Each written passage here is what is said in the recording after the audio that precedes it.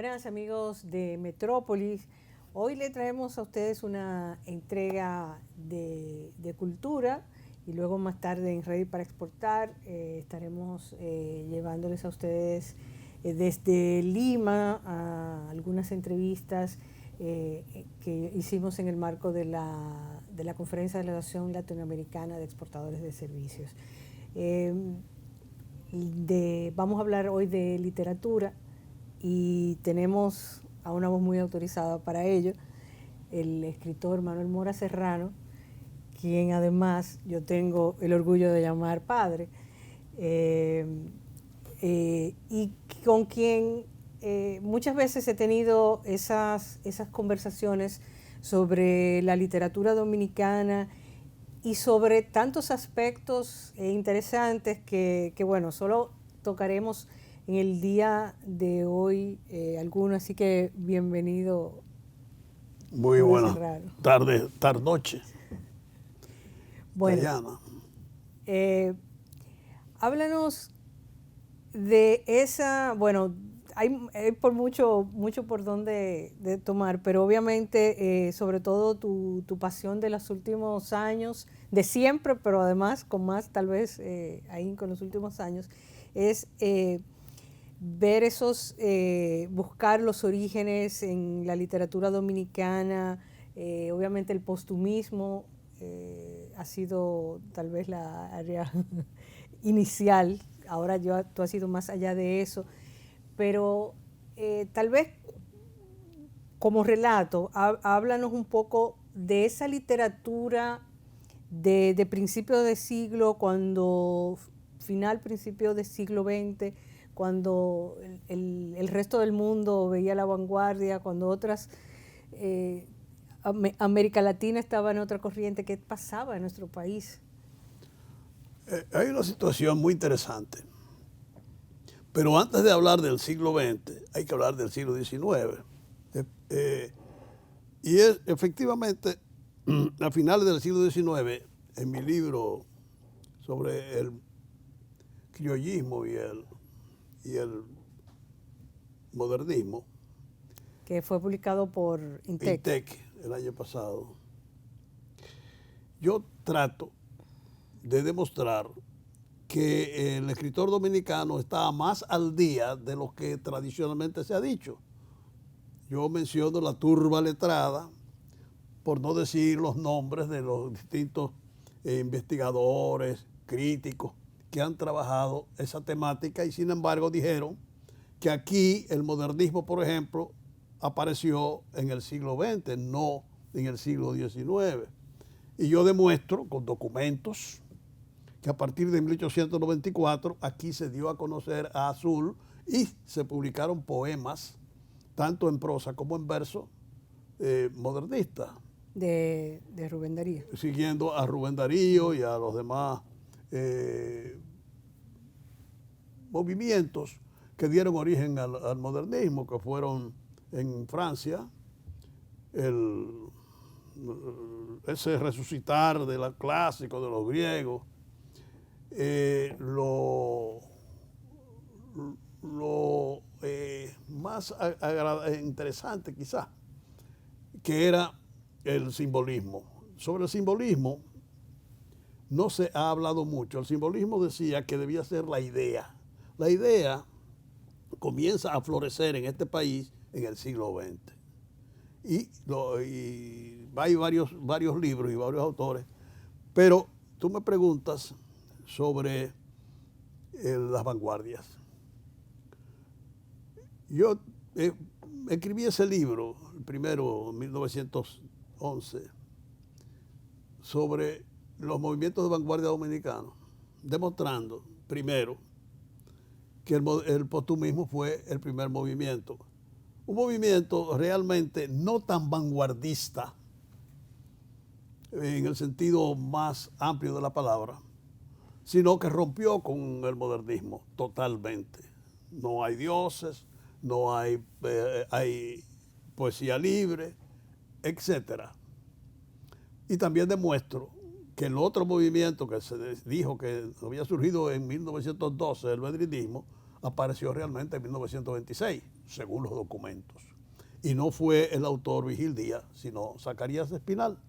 Pero bueno, en mis investigaciones he descubierto que el movimiento que se considera universalmente la vanguardia más vanguardia es el futurismo, que surge en 20 de febrero, por lo menos universalmente, porque antes se publicó en Italia, en París, en el Fígaro de París, el manifiesto del futurismo de Marinetti. Aquí, eso fue el 20 de febrero, aquí, en una revista llamada Mefistófeles, en 30 de mayo de ese año se publicó el manifiesto con muchas consideraciones y con muchas notas, lo que quiere decir que nosotros no estábamos tan atrasados y que si los jóvenes poetas de ese momento no fueron vanguardistas, porque una de las cosas que proclamaba el futurismo era la libertad del poeta, sobre todo el verso libre, ninguno de esos jóvenes poetas lo siguió. Pero que cuando en 1918-19, Domingo Moreno Jiménez se va a vivir como maestro, director de la escuela de Santiago Rodríguez, envió desde allá una cantidad de poemas sin métrica y sin rima, que dieron mucho que hablar, tanto así que los demás fundadores del movimiento dijeron que esos poemas que él envió fueron la base del postumismo. Y el postumismo realmente puede condensarse en esa libertad del poeta, de escribir también. Si quería escribir con rima, podía escribir, pero porque no se ha dicho eso, que ellos eran más amplios. Sobre todo, el único que nunca escribió rima fue Rafael Augusto Zorrilla, el otro miembro del movimiento, porque Andrés Avelino, que fue el que creó el nombre de postumismo, sí escribió también algunos sonetos, sí escribió poemas rimados. Pero tal vez entramos muy de lleno, tal vez a los que ya tienen informaciones o conocen bien la literatura dominicana, pero tal vez sería bueno hablar un poco para los que no lo conocen, qué fue el postumismo y cómo surge. Pero antes de hablarte del postumismo, hay dos detalles muy interesantes.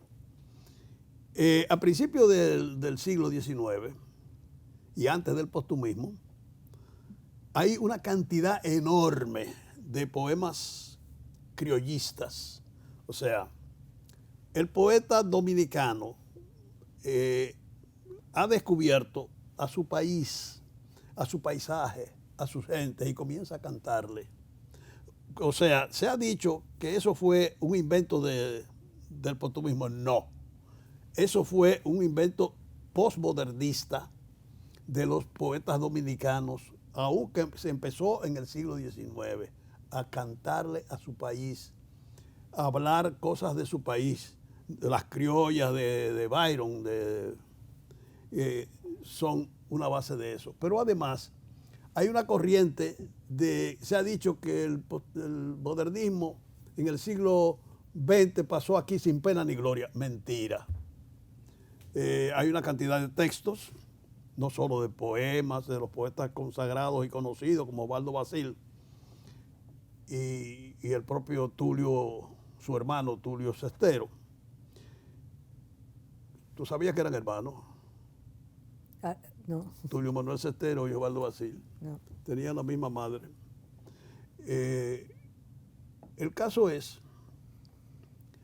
que cuando Domingo Moreno Jiménez se muda de la ciudad colonial a la naciente Villa Francisco, por unas situaciones económicas, a la caída de su abuelo, el presidente Jiménez, él perdió su empleo y tiene que mudarse con su madrina querida que lo crió a Villa Francisca. Villa Francisca comenzó a fundarse en 1915.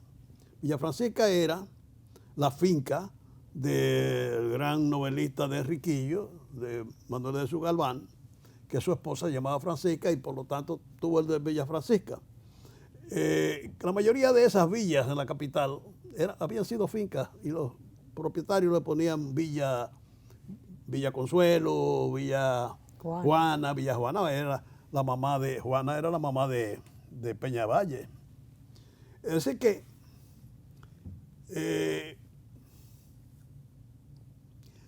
ahí se encuentra él con que es vecino suyo, Rafael Augusto Zorrilla, que era del Ceibo, y Rafael Augusto Zorrilla ha ido a buscar a Andrés Avelino, que trabajaba o vivía en la Duarte, por la calle Duarte, no existía la avenida Duarte, en la calle Duarte, y se lo llevó para allá, para Villa Francisca.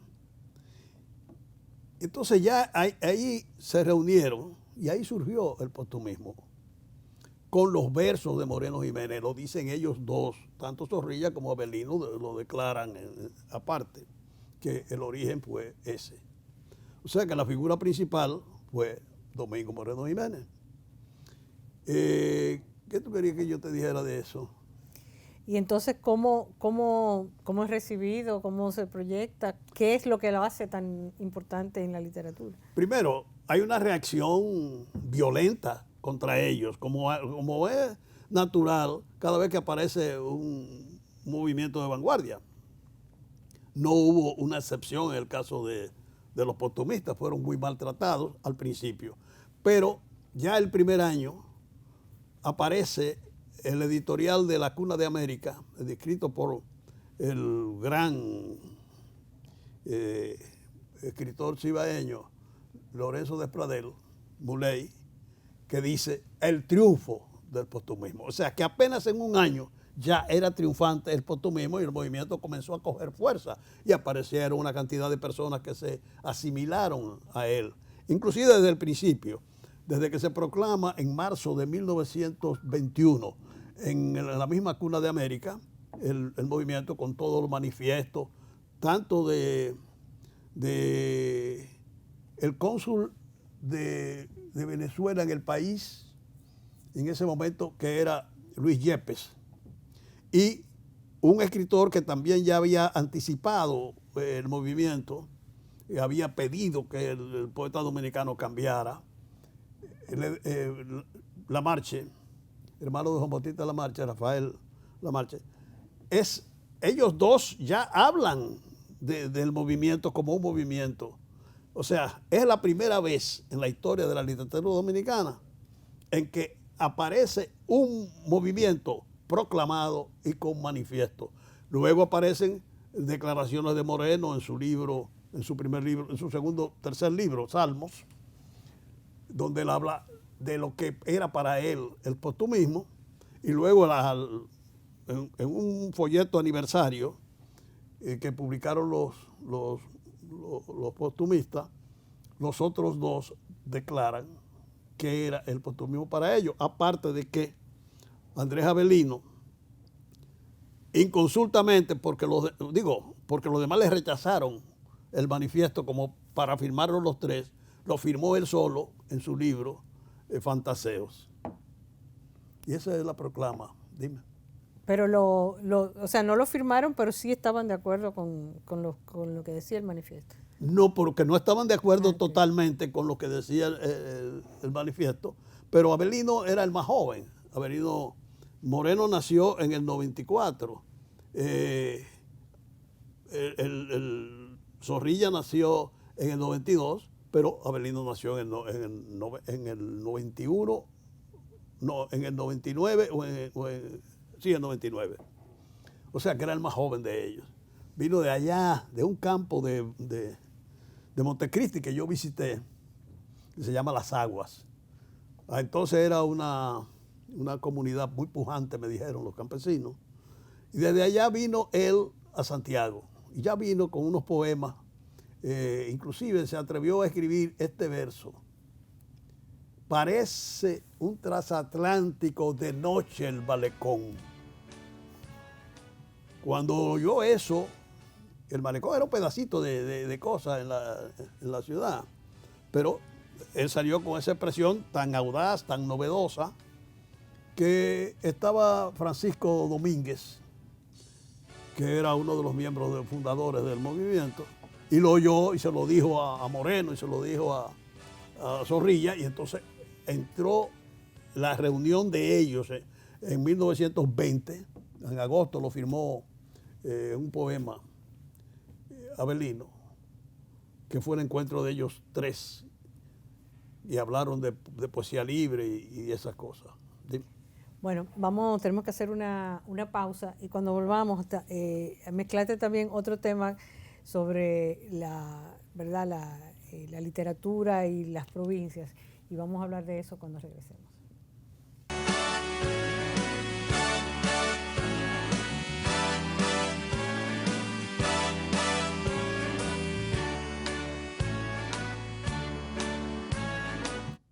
Estamos hablando de literatura dominicana con Manuel Mora Serrano. Hablábamos del postumismo como primer movimiento de vanguardia dominicano. Y también hablabas cómo los otros miembros del postumismo vinieron de las provincias, algunos de lugares remotos. Del Seibo y de las Aguas, Montecristi. Exacto. Y una de las cosas, bueno, con las que crecí, obviamente es oyendo los escritores de la provincia, de donde también somos nosotros, y de esa literatura que también, y las historias, por ejemplo, de un Moreno Jiménez, que no solamente estaba, aunque el postumismo haya surgido en Santo Domingo, pero que también luego siguió estando en otros lugares del país y se fue diseminando la literatura por el país, y que había vida cultural en otros puntos del país. Fíjate un detalle muy interesante. Las revistas y los periódicos capitaleños durante todo el siglo XX, los primeros años del siglo XX, le publicaban todo lo que aparecía en las provincias. O sea, los poetas y los escritores de provincia enviaban sus cosas a la capital y se lo publicaban. Años después no ocurría así. Yo recuerdo que cuando apareció mi primer poema en 1956 publicado en El Caribe, eso fue una curiosidad general, que a uno le dieran esa oportunidad de que sus cosas se publicaran. De manera que hubo desde entonces ya una especie de ruptura con esa apertura que hubo con la gente de provincias a lo que pasó. Y estamos hablando de la era de Trujillo. No porque fuera por la era de Trujillo, porque Trujillo también era de provincias, y Balaguer era de provincias, y la mayoría de la gente que quizás que estaba a su alrededor también era de provincias, pero los capitaleños capitalizaron totalmente, y todavía la capitalizan, la literatura. Pero hoy día, vamos a ser más francos, a partir de un movimiento que nosotros iniciamos, un grupo que llamamos el Grupo del Cibao, tratamos de ponernos al día en el interior del país y no ser provincianos, ser más universalistas, ser más dominicanos, más conocedor de nuestra cultura. Para eso nos ayudó mucho tu padrino, Freddy Gatonarse, que estuvo con nosotros durante mucho tiempo, tanto en las reuniones que hacíamos en Moca, en Salcedo, en Bonao, en Pimentel, en San Francisco de Macorís, en Puerto Plata. O sea, nosotros visitamos todas esas comunidades y en La Vega, y nos reuníamos con los escritores, sobre todo en Moca. En Moca hubo un foco muy, muy interesante que ha dado una serie de valores en la cultura dominicana. Pero también estaba la Madre Maestra, que surgió, y tuvimos una reunión en casa de una de nuestras amigas en Santiago. Pero eso no bastaba. No teníamos dinero, no se publicaban libros. Ahora es posible, no sé por qué, pero ahora los poetas se conocen más por los libros que por las publicaciones que hagan en cualquier medio, porque los periódicos y las revistas dominicanas no publican poesía. La poesía está... La literatura en general. No, no la literatura en general, porque, por ejemplo, las investigaciones y las cosas todavía tienen su validez. Pero no la tiene la poesía. La poesía está arrinconada. Hay una cantidad más grande de poetas nunca y de libros de poesía, pero se lee menos. Quiero decir, se lee menos en el sentido de que se discute menos sobre eso, qué sé yo, no se le da importancia, o además, quizás, porque no haya surgido ningún gran poeta. Porque es curioso. Los poetas de provincia, si llamamos de provincia a un Pedro Mil, si llamamos de provincia a un Manuel del Cabral, que era de Santiago, Pedro Mil, que era de Macorís, de San Pedro. Entonces tenemos la idea de que, bueno, Freddy Gatón tampoco era nativo de aquí. Más bien, nosotros decimos que era nativo de Pimentel porque allá fue engendrado, pero él nació en San Pedro de Macorís. Y ahora precisamente se le va a celebrar su centenario con actos en los cuales yo espero participar con una conferencia sobre mi querido amigo Freddy. Eso en San Pedro. En su San Pedro, con la inauguración de una calle a su nombre, con su nombre, y de otro poeta. Tú me decías sobre qué. Ahora que mencionan el tema de la calle, tú mencionabas que hay un poeta mayor que no tiene calles. Quizás el poeta lírico más grande que haya dado el país y esta ciudad, Franklin Mieses Burgos. No hay una calle, no hay una escuela, no hay ni siquiera una estación del metro con el nombre de Franklin Mieses Burgos. Franklin Mieses Burgos, yo en la conferencia que di recientemente, el día 14, en la Biblioteca Nacional, sobre hablemos del alma y de poesía, dije que deberían ponerle el nombre suyo a la avenida de Circunvalación, de manera que este gran error, ese gran crimen cultural que se ha cometido contra el más grande poeta lírico que ha dado esta ciudad, se compensara en parte. También pedí que la calle Rosario, que pasa de Renacimiento hasta el Cacicazgo, se llevara el nombre de Franklin. Y lo que más me extraña es que siendo el alcalde o síndico de la capital, ligado, según se dice, a los burgos, a los Vicini Burgos, Franklin era primo de Vicini Burgos. O sea, era familiar de los Vicini. Y sin embargo, ni siquiera por ese hecho haya una calle que lleve el nombre de Franklin. Yo señalé que a veces, conversando con Franklin nos decía, mira, del Parque Independencia para allá, eso es Cibao. Era tan capitaleño. Y sin embargo, esta ciudad no le ha honrado ni le ha dado el nombre a nada. Una vez le dedicaron la Feria del Libro, pero el único homenaje nacional que se le hizo durante todo ese tiempo a Franklin, se lo hicimos en Pimentel, en San Francisco de Macorís. Y allá fueron los poetas sorprendidos. Así que yo creo que me alegro que haya recordado eso de Franklin, porque creo que es un crimen de lesa cultura. Bueno, y hablemos, así como hemos hecho hablado del postumismo en sí, pues, y ya que estamos hablando de Los Sorprendidos, de Freddy Gatón Arce, de Franklin Mieses Burgos, ¿se puede considerar la poesía sorprendida un movimiento de vanguardia? Sí, en cierto sentido. Y en cierto sentido no. Lo que pasa es que ellos pusieron en hora el reloj de la literatura dominicana, de lo que se estaba haciendo en el mundo. Sobre todo se lo debemos a un chileno, a Alberto Baeza Flores. Alberto es quien, junto con Moreno Jiménez y con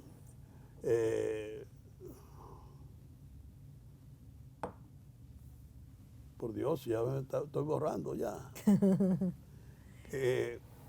Crearon el término de poesía sorprendida, que por cierto fue... Manuel Llanes, ¿no? No, Savillón. Ah, Mariano Lebrón Sevillán. Lebrón Savillón fue el que creó el nombre de poesía sorprendida. Pero una vez, yo recuerdo, que leyendo la poesía completa de López de Vega, le dije, Freddy, mira, López de Vega acuñó la frase poesía sorprendida. Déjamelo. ¿Y qué lo hacía? ¿Qué lo hacía? ¿Lo podía hacer un movimiento de vanguardia? Primero que nada, los sorprendidos fueron cada uno independiente, o sea, no se copiaban ni tenían ni seguían a los mismos, tenían las mismas influencias. Cada quien tenía su voz propia y su personalidad. Lo mismo pasaba con los que se llamaban independientes, donde estaba también del interior del país, de Tamboril, Hernández Franco, Tomás. O sea que hay que ver, y de Baní estaba Héctor Richard y Cabral. O sea que había un movimiento de provincias que ya se aglutinó aquí en la capital, pero que nos daba a nosotros en las provincias una sensación. Aida era mocana, Aida Cartagena Portalatín, que era de los Moca, sorprendidos. Sí. Naturalmente, el movimiento surgió aquí. Y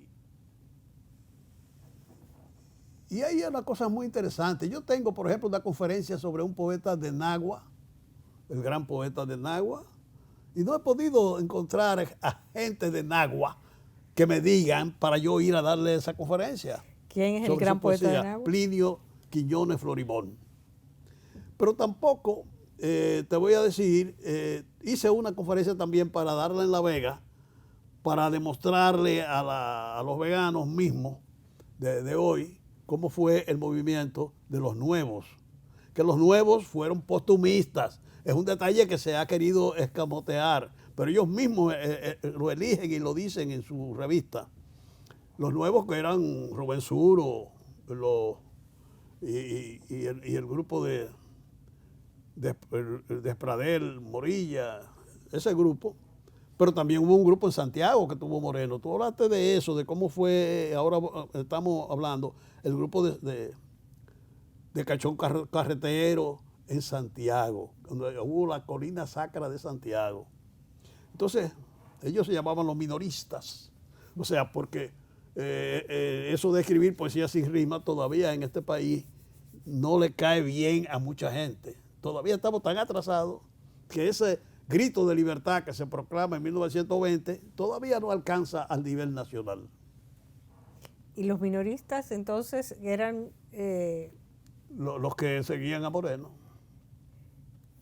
Pero lo nuevo también, o sea que él fue creando, o sea, él fue extendiendo de alguna manera. Sí, porque Moreno dio una serie de conferencias y de viajes al interior del país, porque él vivía de vender sus libritos. Y iba por los pueblos, y entonces todo lo que... O sea, se podía vivir de eso en esa época. Mal, muy mal, pero más o menos él vivió de eso. Después lo siguió también Sánchez Lamú, que también vivió así, y después Luis Alfredo Torres. Pero el caso de Moreno lo hacía con mucha dignidad. Y se iba por los pueblos, además de vender los libros, hacía reuniones con la gente que le interesaba la cultura. Hubo un grupo en Montecristi con Cheri Jiménez Rivera y su hermana Silene. Hubo grupitos así donde quiera que él llegaba. En Barahona yo leí sobre unos encuentros en Barahona. O sea, cada pueblo que él llegaba reunía a la gente culta. Y la gente le interesaba la literatura. Es que ahora a la gente lo que le interesa es la política, a la gente no le interesa la literatura.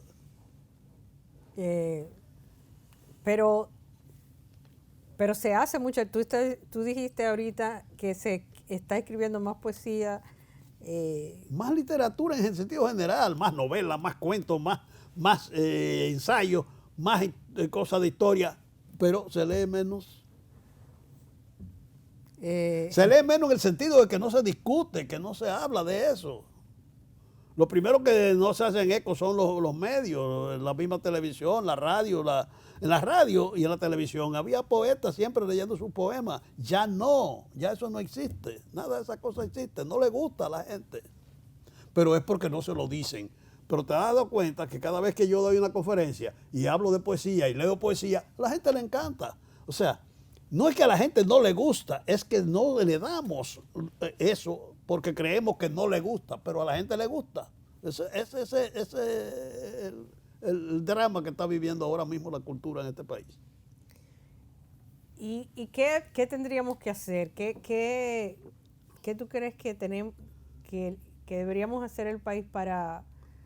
Porque obviamente un país sin literatura es un país obviamente más empobrecido, y ahora estamos en una época que estamos hablando de mejorar la educación dominicana, y decimos a dónde está la poesía, porque tú dices no se lee en los medios, pero también en los currículos, en las escuelas, la poesía también y la literatura estaba más presente que ahora. Claro, todo el mundo tenía que saberse un poema o dos poemas y recitar en los actos.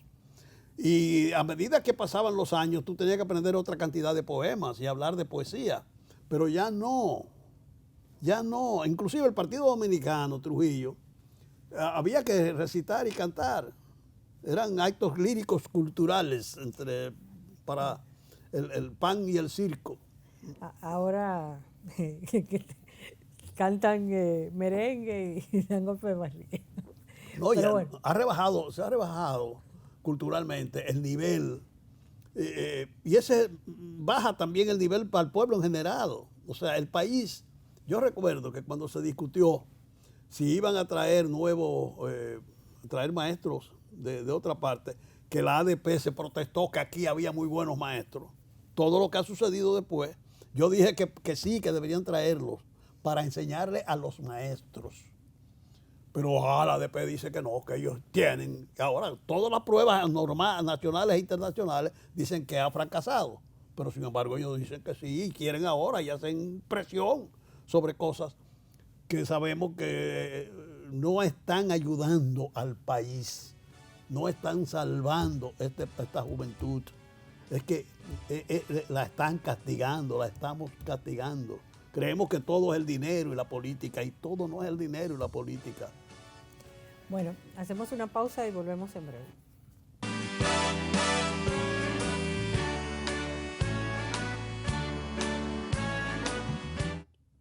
Bueno, estamos conversando sobre literatura dominicana con Manuel Mora Serrano, nuestro invitado en Metrópolis en el día de hoy. Hablábamos de la paradoja de que se está haciendo más literatura, pero que se divulga menos literatura, la gente consume menos literatura o se divulga menos literatura, o el conocimiento de la literatura se queda entre los mismos escritores. Porque tú hablabas de los escritores del principio del siglo XX que estaban al día de todo lo que estaba pasando a su alrededor. Hoy en día estamos conectados con el mundo más rápido. Y más directamente. ¿Tenemos una influencia mayor o no? Hay más grupos literarios por todas partes. Hay lo que se llaman los talleres literarios. Están los grupos también como el de Bruno Rosario Candeliere. Hay una cantidad de grupos que van a provincias y que están, o que nacen en provincias o que están surgiendo en provincias. Sin embargo, en las provincias no se habla de eso. Lo hablan ellos entre ellos, los grupitos, pero no como antes. Nosotros hacíamos actos y iba todo el mundo. Ahora los actos van para ellos nada más. O sea, y a veces también con los estudiantes solamente. O sea, el pueblo, la masa, no participa. Antes participaba de una manera o de otra. O sea, a través de las ondas radiales o de la televisión o de los periódicos. Pero no, todo ha cambiado en este país, en ese sentido. Pero eso que tú dices de que es verdad que cuando hemos ido a eventos, y ahí está cuando fuiste el protagonista de un autor y su obra en INTEC. Pues la gente que participa entusiastamente consume, ¿no?, la literatura y le anima. Sin embargo, lo cual quiere decir que está el potencial de que sí la gente le guste y conozca. Es que la forma de difundirla es diferente y no nos hemos puesto en sintonía con eso. O realmente se requiere un esfuerzo mayor de las instituciones, de las escuelas, de los currículums. Todo surge en la escuela, en el hogar y en la escuela. La gente ya no tiene el orgullo de tener una biblioteca visible en sus casas. Si tiene, la tiene escondida. Los libros no se muestran. Antes era al revés. La gente presentaba sus libros y todo el mundo decía, pero fulano lee, fulano es culto. Pero hoy no. Hoy la gente esconde la cultura. Y si la tiene en un sitio donde no se vea. Eso va ocurriendo en este país y son esas pequeñas cosas que uno cree que no tienen ninguna significación, pero la tienen. Y que sí, si en las escuelas, sobre todo ahora, con esta extensión, con tanto tiempo que tienen los muchachos en las escuelas, ¿por qué no se les dedica sus 15 o 20 minutos a la poesía, a la literatura? Esas son las cosas. Y además, todos estos movimientos, todos estos muchachos que están haciendo esas cosas, no comienzan con la base, no conocen la literatura griega, no conocen la literatura clásica, no conocen lo que fue la Edad Media, no conocen los orígenes del romanticismo ni de nada. Sencillamente están haciendo porque se llevan de este o del otro, porque siguen una corriente. Pero la base es sin base, no hay una base cultural. Si tú le ves a Franklin Mieseburgo, por ejemplo, Franklin se apoya en la cultura universal. Todos ellos, Freddy Gastón Arce es el que introduce el movimiento surrealista directamente aquí, con su poema Blia, que ya antes lo había introducido muy tímidamente Hernández Franco en algunos poemas que se publicaron en distintas revistas y cosas, y que no han aparecido en libros. Y por eso quizás no se ha dicho que él, cuando estuvo viviendo en Francia en los años 20, trajo de allá el surrealismo al país. Eso no se ha dicho, eso no se ha demostrado. Yo espero hacerlo. Y también ahora que tú mencionas a Freddy Gastón Arce, y recuerdo su labor en el suplemento del Caribe. Obviamente estamos hablando del escritor, no del periodista, porque ya ese es otro tema. Un tema que no debería solayarse. No lo estamos leyendo. Lo que pasa precisamente porque es un tema muy, muy amplio, y él obviamente hizo una gran contribución a la historia del periodismo dominicano, pero ya en su edad de retiro pues estaba escribiendo en el suplemento literario del Caribe, introducía muchos poetas. Sí. Recuerdo que ahí conocí a Olga Orozco, a Rosario Castellanos, a muchos poetas. Y a pesar de que nosotros tenemos acceso por el internet a tanta información, a veces hace falta quien guíe, Sí. que es, creo, parte de lo que tú decías, de tampoco hay quien oriente o quien muestre, mira este nuevo o este buen escritor. Sí. O a través de esos talleres ya se hacen, tal vez sí. Es posible que sí, pero se hace, como te digo, siguiendo las corrientes actuales, sin base, sin la base en la tradición. Yo creo que también, si le hiciéramos unas preguntas a cualquier de estos licenciados en letras sobre la historia de la literatura universal, ciertos detalles, se quemarían. O sea, porque no están en los pensum, eso no preocupa. Hay una apatía. Yo espero ayudar en los años que me queden de vida para aclarar muchísimas cosas de esas y rescatar del olvido a muchos escritores dominicanos. todavía. Sí, porque como tú decías, no habían libros, pero sí muchas revistas, que es de lo que tú te Sí, refieres, de que muchas de esas obras han estado hasta semi perdidas, digamos, en revistas. sí. No, y además, fíjate, una cosa muy interesante, esas revistas se coleccionaban, porque en las casas, en las escuelas, se enseñaba A encuadernar. a encuadernar. Eso se perdió. Y, bueno, no te voy a decir lo que decía Franklin, lo que decía Prestor Castillo, de que las mujeres, las cucarachas y el fuego y las mudanzas han acabado con con la historia. Entonces, pero sí, o sea que hay mucha de esa literatura que es parte de la labor que tú has hecho de recolectar esas obras de tantos escritores que nunca publicaron un libro y tal vez Bueno, algunos por publicaron esos... libros, pero los poemas están sueltos por ahí, como el caso de Hernán de Franco, que totalmente vemos a Yelida y lo que hizo, un rescate muy bueno que hizo Cayo Claudio cuando estuvo en el proyecto de cultura que José Enrique García hizo la recolección de la obra de él. Y eso fue un trabajo muy bueno que se hizo. Y yo creo que hay que seguir haciéndolo. Sobre todo yo he pedido que todas esas revistas que no aparecen en el Archivo General de la Nación están en Estados Unidos y son muy fáciles, ya deben estar todas digitalizadas y podríamos tenerlas nosotros. En el archivo del Congreso, tú dices. ¿Y cuánto cuesta eso? Pero a la gente nada más está atento a la política y al dinero. Y ya eso es lo que somos ahora. Bueno, pero hay donde buscar, ya no nos quedan muchas librerías, pero sí. Sí, hay una librería muy buena en este país. No, yo dije que no nos quedan muchas, pero sí. Quedan bastante. Pero lo que pasa es que hay una librería universal en Internet. Yo por lo pronto bajo libros constantemente y tengo una biblioteca más grande quizás de Internet que la que tengo de física.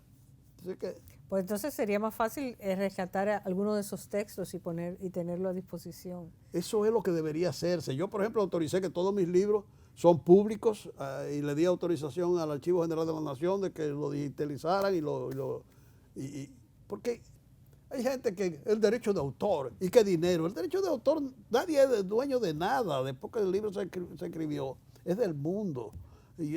Pero la gente no piensa de esa manera. Bueno, lo que pasa es que como tú dices, la gente las ventas de los libros, no vive de la venta de sus libros, pero hay en otros sectores donde el derecho de autor tal vez sí genera más ingresos que en los libros, por lo menos de literatura, ¿no? Sí, pero frente al hecho de que las ediciones se consumen 200, 300, 500 ejemplares. Y ya autorícelo que lo difundan. Sí, por lo menos que alguien que tenga el interés pues vaya a internet y lo encuentre. Bueno, claro, sí.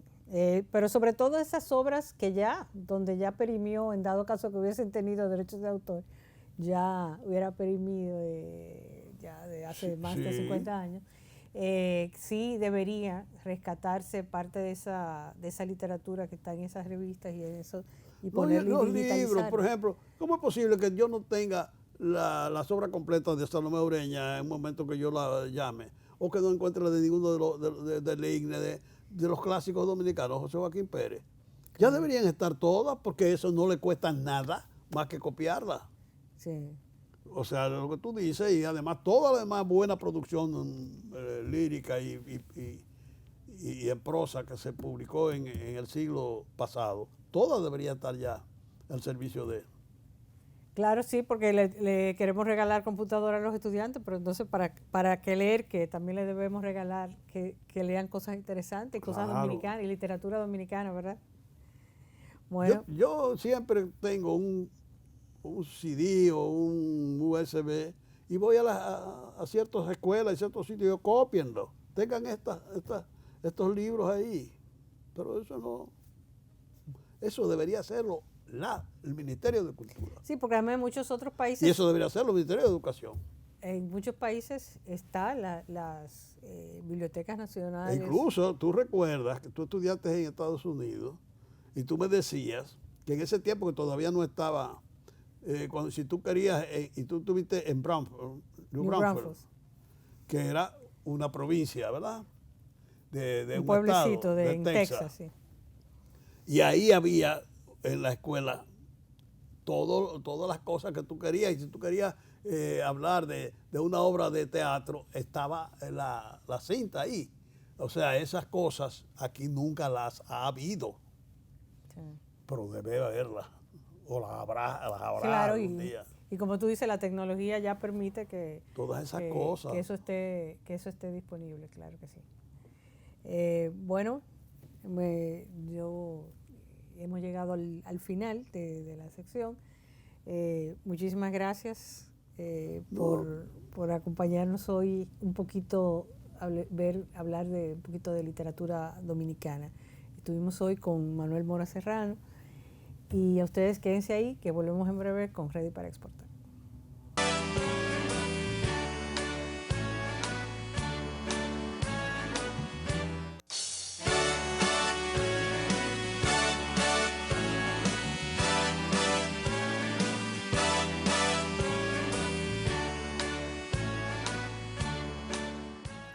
Amigos de Ready para Exportar, muy buenas. Como lo habíamos prometido, estuvimos recientemente en la 9ª convención de la Asociación Latinoamericana de Exportadores de Servicios, ALES, en Lima, Perú, y le trajimos algunas entrevistas con algunos de los participantes en este evento, la encargada de servicios de Caribbean Export, una empresa de Belice, y un experto de la empresa McKinsey que nos va a hablar sobre estas tendencias importantes para que América Latina y el Caribe aprovechen la economía de servicios y la gran demanda que existe y el potencial para la exportación de servicios. Esperamos que estas entrevistas le inspiren a ustedes y los vemos la próxima semana en Metrópolis y en Ready para Exportar. Buenos amigos de Ready para Exportar, seguimos en ALES 9 desde Lima, Perú, y aquí tenemos a Alison Francis, que es la encargada del área de servicios dentro de Caribbean Export. Alison, please tell us how you see this conference, ALES 9, and what has been the experience of the Caribbean participants so far. I think the ALES 9 conference has been going very good. And for Caribbean Export, we are really pleased to have supported the organization of the conference as well as supported persons from the Caribbean to participate in the conference. My exchange with them thus far is that it has been going very good. And so that's really a benefit for us in terms of the B2B meetings and the connections that they have gained. And I think what we sometimes tend to forget is the linkage that we create even internally. So sometimes you don't even know what's happening among yourselves. So we have now brought them together. So as a region, they now know who's doing what. So they link regionally, and they're now able to link between Caribbean and Latin America. So it's really a positive outcome for us at Caribbean Export. And how do you see Caribbean Export support for this sector in the future? Services sector is critical to the economies of the Caribbean, and Caribbean Export will continue to support its development. We have been focusing over the last 2 years on ICT, animation and film, the other creative sector, the music, as well as management consulting, fashion, etc. So we'll continue to support in ensuring that their specific skills are addressed to be able to meet the demand of the sector. And we hope that one day soon we can host ALES within the Caribbean. Again, yes. Muchas gracias, Alison. Continuamos. Sí, buenas amigos de Ready para Exportar. Estamos en ALES 9 en Perú, en Lima, y estamos hablando con uno de los participantes de la delegación del Caribe, que aunque viene de Belice, es un dominicano de la empresa iData, Juan Carlos Namis. Juan Carlos, cuéntanos un poco de tu empresa y de lo que ofrece. Nuestra empresa tiene en ejercicio ya 15 años. Empezamos primero con el registro de dominio del país, el .bz, como en República Dominicana existe en el .do. Y ahora tenemos otra división de la empresa que se dedica al desarrollo de programas que son ajustos a diferentes empresas. Trabajamos con el sector privado, el sector público, el gobierno, y ahora estamos exportando nuestros servicios a más de 10 islas en el Caribe. ¿Y qué te parece, Alex, esta experiencia en esta convención? Es una oportunidad bastante buena para nosotros de poder compartir con los colegas latinoamericanos experiencia de economía 4.0 y también donde van la tendencia de los servicios que podemos exportar en esta nueva economía. ¿Tú crees que la región tiene mucho potencial para exportar? La región tiene un potencial grandísimo para exportar. Nuestro país, tenemos muchos ciudadanos capacitados y en algunos de nuestros países el nivel de empleomanía que se necesitan más trabajo, y eso es un sector que es indicado para nosotros emplear y también educar a nuestros miembros y a nuestros países. Muchísimas gracias. Hola, mi nombre es Nicolás Grossman. Yo soy el líder de investigación y de alcance y relevancia de McKinsey para América Latina. Yo creo que sin duda estamos entrando en una era de muchísima disrupción y que nos va a dar muchas oportunidades y también representa muchos desafíos para la región.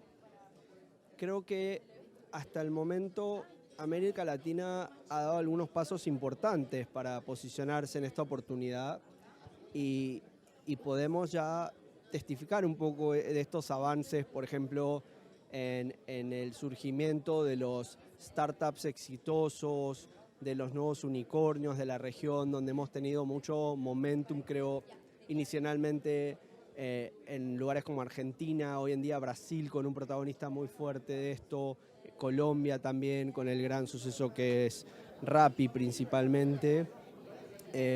También vemos mucha mayor participación de aceleradoras y mucho mayor interés de los fondos de inversión, donde vemos un crecimiento muy fuerte del financiamiento dirigido a la región. Ahora, si uno mira igual cómo está la región comparado a las regiones donde están más consolidados los ecosistemas digitales, obviamente todavía hay una brecha muy grande y hay muchísimo por hacer para fortalecer la competitividad.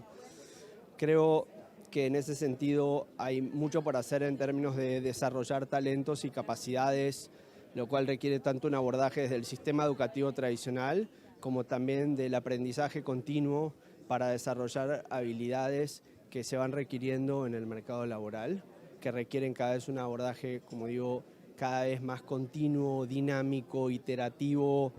Cada vez no nos podemos quedar con esto de yo aprendí, estudié esto y ya con eso estoy listo. Tengo que seguir reinventándome todo el tiempo. Por otro lado, creo que hay una agenda muy importante de infraestructura para asegurar la conectividad de los hogares y de los negocios. Esa conectividad sea inclusiva para que dé oportunidades para todos.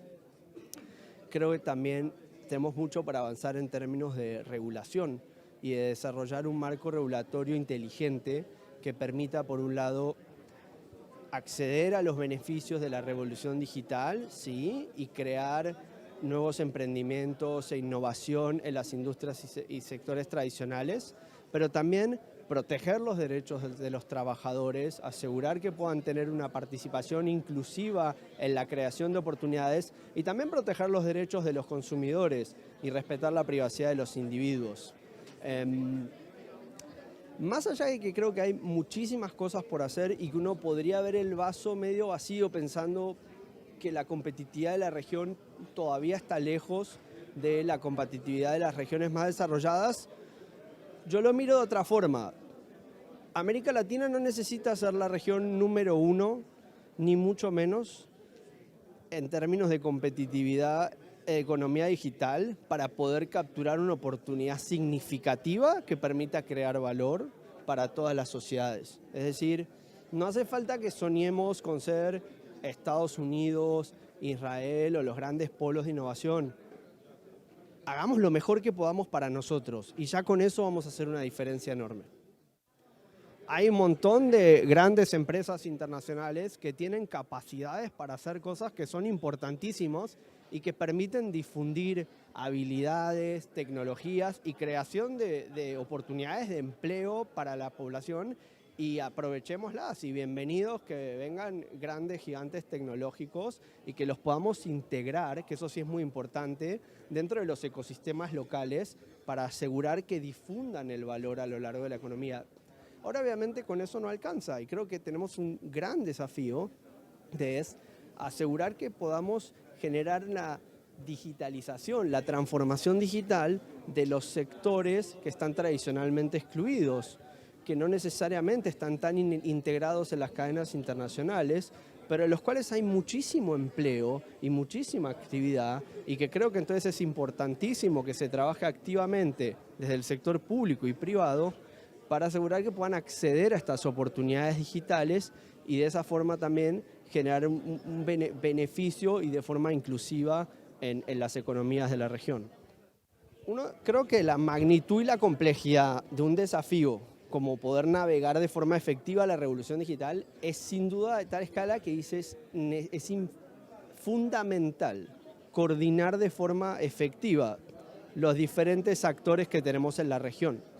Es importantísimo la coordinación del sector público y privado y también la colaboración entre distintos países de la región para poder compartir aprendizajes, para poder generar escala, para atraer financiamiento, para poder aprovechar mejor la infraestructura que hay.